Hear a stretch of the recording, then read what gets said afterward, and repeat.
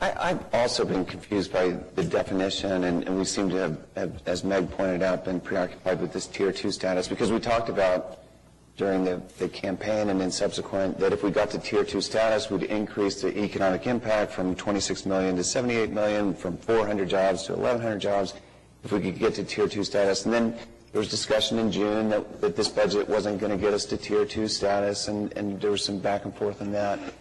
So as I read the literature, the convention literature, it doesn't seem like there's consensus on what exactly is Tier 2 status. In fact, some people just have a Tier 1 and a Tier 2, that's it. Some have multiple tiers. The closest I found is the Convention Industry Council defining it as where the airlift, the convention center space, the number of hotel rooms and location lend itself to medium to small size meetings. And then others, Destination Marketing Association International basically says, we don't really look at convention center space, it's really about the hotel rooms. And they divide it in first, second, and third, I think, and you outline some of those numbers. And they say if you start talking about levels of cities, it's strictly the need for hotel rooms, not necessarily convention center space. We don't anticipate that that will change. So I guess when I look at here, the definition of getting, it's about more than just exhibit hall space. It's about the whole package. The whole package, yes. It seems like it's a three-legged stool. It's the convention center itself, it's the hotel, and parking. And that's a three-legged stool of which we've been talking about one of the three legs. We had the CSNL study that said you have to have a convention center hotel of roughly 600 rooms to make this work. Are you aware of any speech, any literature, any public meeting, any newspaper article during the Map Street campaign that talked about the need for a 600-room hotel to make this $250 million investment work? Offhand, no, but I haven't spent any time on that looking back at the campaign in the last couple of years. So, okay, well, I'm looking forward, not backward. I've looked pretty hard and I can't find it. So then I'm struck last week by an article in the New York Times about the Nashville Convention Center, which is now, I don't know if that's part of the group that we compete with, but their new convention center and their hotel is now approaching some $800 million. 350,000 square feet of exhibit hall space, right. $623 million for their convention center. But what was most striking to me was the deal that they made with Omni Hotel for their convention center hotel. It's about 800 rooms. It's bigger than what we're talking about. $128 million. $128 million taxpayer subsidy plus 62.5% property tax discount for 20 years. So that to me is staggering. That's what it costs the city of Nashville taxpayers to make that convention center hotel deal work. And we've tossed around this number of $50 million, that it may cost $50 million to make a convention center hotel. Where is that number coming from? And how could we do a convention center hotel if $50 million is the number for roughly a third what Nashville taxpayers are going to have to pay? I don't know what Nashville is doing. I work in Oklahoma City. I don't know the ins and outs of what Nashville is doing. I know that they are building a new convention center, and I know that they are building a hotel. I don't know the details of the deal.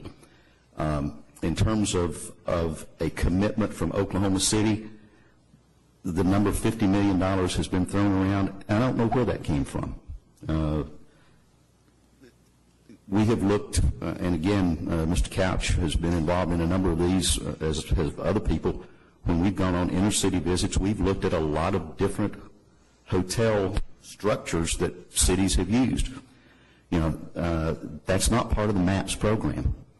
And so there are folks from the city that are looking at different structures, how deals have been structured in different cities to see what's right for Oklahoma City. Right right now, I can't tell you anything about that, and it's not in my not in my operation to do that.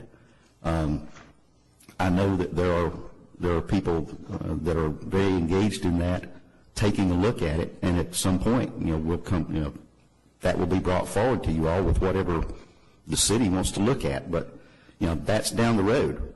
Right now, we can't really tell hotel developers enough information for them to be able to structure any type of a significant deal or proposal with the city until we know what the convention center is going to wind up being. That's why we're working with Populous now, so that we can get to a situation where the city can begin to look at these things seriously and have a better understanding of what might be possible. The $250 million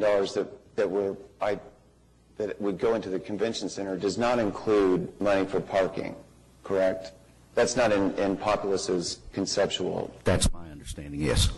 So in addition to the $250 million for the convention center, in addition to the amount of money, which we don't know how much it's going to cost for a hotel, but it could be a staggering amount, we will have to pay for a parking component to this.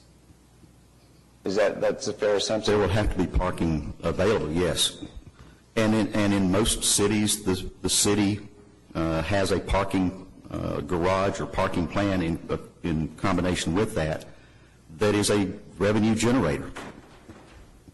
But that isn't part of MAPS. That isn't part of the $250 million. So whatever parking expenditure will come on top of the $250 million.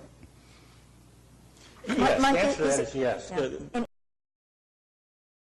Wrap it up. It's always been, the hotel rooms has always been an integral component. It was irresponsible and inexcusable not to talk about hotel rooms or the hotel during the MAPS 3 campaign. It would be even more irresponsible to not talk about it now.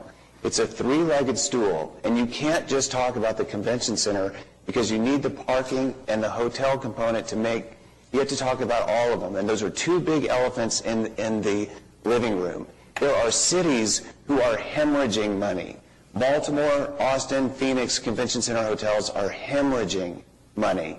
It is irresponsible and inexcusable not to immediately do a market-based study, which has never been done. 3 years after the vote, we haven't done any market analysis of a convention center hotel. We haven't even talked about it. It has got to be, the convention center on its own would not have passed by itself. What would have happened if the public knew that we were going to just build a $250 million convention center and then just ask the Alliance for Economic Development to go find another $100 million for parking in a convention center hotel? But we don't even know, and I appreciate your candor. This $50 million number, we're adrift at sea. We have no idea if it's going to be $50 million or $150 million like in Nashville. We have no idea today how much this convention center hotel is going to cost, but we do know that in the last decade, no city has been able to pull it off without massive taxpayer subsidies. No city has been able to do it with the private sector alone.